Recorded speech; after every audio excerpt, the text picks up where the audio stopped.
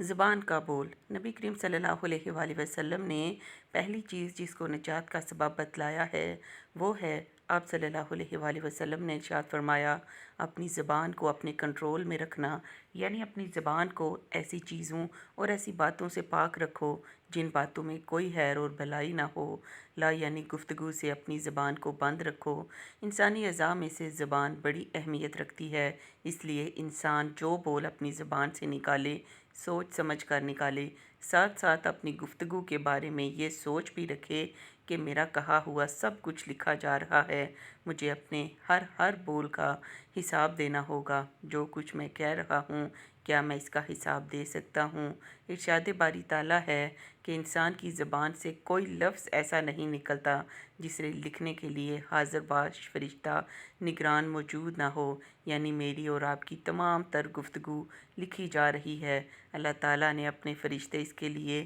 مقرر کر رکھے ہیں، اس لیے ہمیں اپنی گفتگو میں، گپ شپ میں، ہنسی مذاق میں بھی احتیاط سے کام لینا چاہیے اور آئندہ کے لیے اپنی زبان کو فضولیات سے محفوظ رکھنے کی کوشش کرنی چاہیے۔ زبان سے غلط بول نکل جائے تو بندہ اللہ کے حضور صدقے دل سے معافی مانگے، اور بے شک اللہ تعالیٰ بخشنے والا بڑا ہی مہربان ہے۔